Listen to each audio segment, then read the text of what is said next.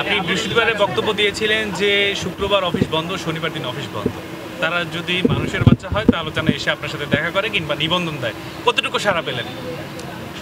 এখন তারা ভেবেছিল বৃহস্পতিবারে অফিস বন্ধ আর তারেক এখান থেকে ছালাবাটি গুছায়ে বাসায় চলে যাবে কিছুক্ষণ থেকে। তো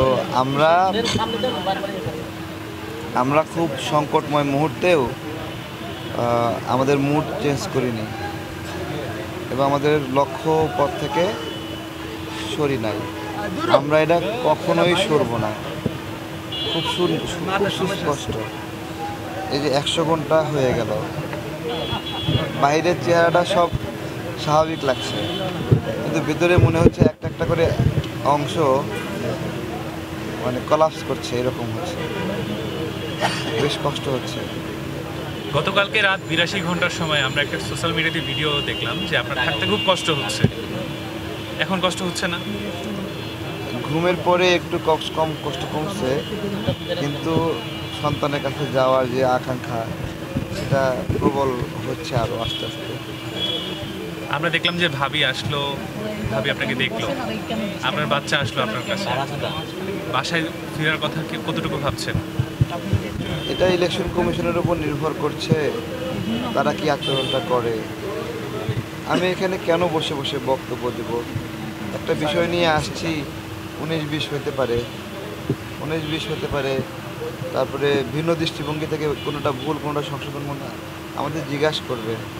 আমাদেরকে রাজনীতি থেকে ছিটকে ফেলার, সরিয়ে ফেলার, তছনছ করে দেওয়ার যে একটা পদক্ষেপ ছিল, এটা তো প্রমাণিত।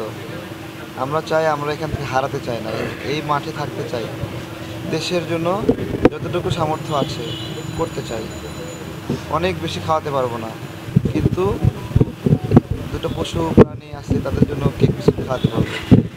আমরা আমাদের কার্যক্রমগুলোকে অর্থনৈতিক এবং অনঅর্থনৈতিক দুইভাবেই আগায় নিই। আমরা আমাদের জায়গা থেকে একটা স্মৃতিচারণ করি, 26 জন প্রবাসী খুব বিপদে পড়েছিল, পুলিশের কাছে যায়, ডিবিতে যায়, কেউ তাদেরকে হেল্প করে না।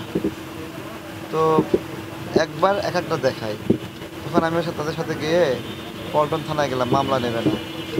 ডিবি অফিসে গেলাম, মামলা নেবে না। পরে ডিএমপি কমিশনারের সামনে, তার বাসার গেটের সামনে অবরোধ করে বসে গেছি।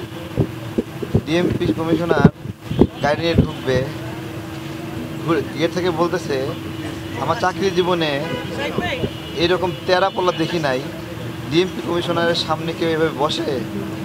ঠিক আছে, দাবি কিন্তু ওই দিন আদায় হয়ে গেছে। আচ্ছা, এই দাবিও আদায় হবে, আমি আত্মবিশ্বাসী। দোয়া করবেন সবাই। আচ্ছা তারেক ভাই, আরেকটা প্রশ্ন ছিল।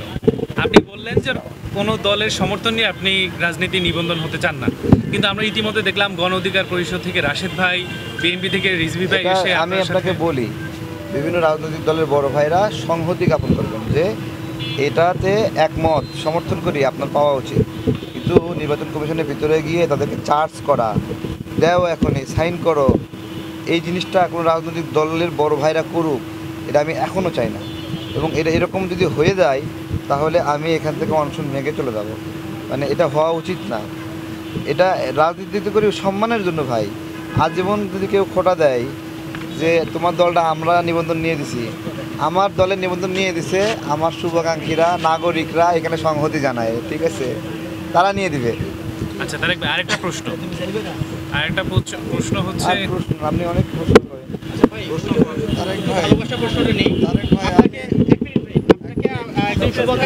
আমি মিরপুর প্রেস ক্লাবের সভাপতি, সাংবাদিকদের পক্ষ থেকে সংহতি জানাতে আসছি।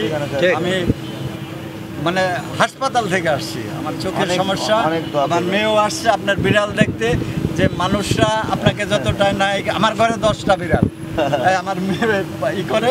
তো থ্যাংক ইউ। আমি মনে করি আপনার এই ন্যায় যুদ্ধ বলি, বিড়াল দেখতে আসছে আমাদের বোন, আমার মেয়ে, প্রেস ক্লাব, মিরপুর প্রেস ক্লাবের সভাপতি, মিরপুর প্রেস ক্লাবের সভাপতি আমি, আমার মেয়ে। আমার কাছে এমনও বলেছে এই বিড়ালটা মানে এখান থেকে নিয়ে যাবে, টাকা পয়সা যা হয় সে দিয়ে যাবে, এরকম। তার এটা লাগবেই। আপনার কথা বলছেন না, লাগবেই। আমরা কালকে অনেকটা যুদ্ধ করছি যে না এটা এই এলাকার বিড়াল, এই এলাকার সৌন্দর্য। হ্যাঁ হ্যাঁ হ্যাঁ, একদিন আমি থাকবো না, আর একজন থাকবে, জি জি, এটাকে অ্যাডপ্ট করে অন্য জায়গায় নিয়ে যাবেন, তার এখানে ফ্রেন্ডসরা আছে, ঠিক আছে, সেই জন্য আমি ওটাকে বলছি এটা এখানেই থাকুক। আমি সাংবাদিক সমাজের পক্ষ থেকে আপনার এই ন্যায় যুদ্ধে সমর্থন দিচ্ছি এবং আমি আশা করি ইনশাল্লাহ এই যুদ্ধে আপনি জয়ী হবেন। জয়ী হব।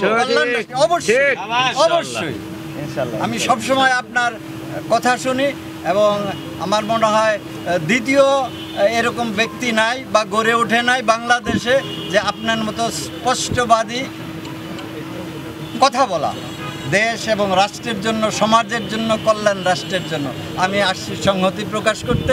মিরপুর প্রেস ক্লাবের পক্ষ থেকে সবাইকে ধন্যবাদ, ভালো থাকবেন, ইনশাল্লাহ এই জয় আপনার এসে যাবে। টাকা জি, এটা আমার কার্ডটা। দেন তাহলে। Thank you, Thank you thank you সবাই। ভাই। হ্যাঁ, আমি এই যে ওনাদের পক্ষ থেকে ইউটিউবার যারা ভাই আপনার এক শুভাকাঙ্ক্ষী আপনাকে 1000 টাকা উপহার দিয়ে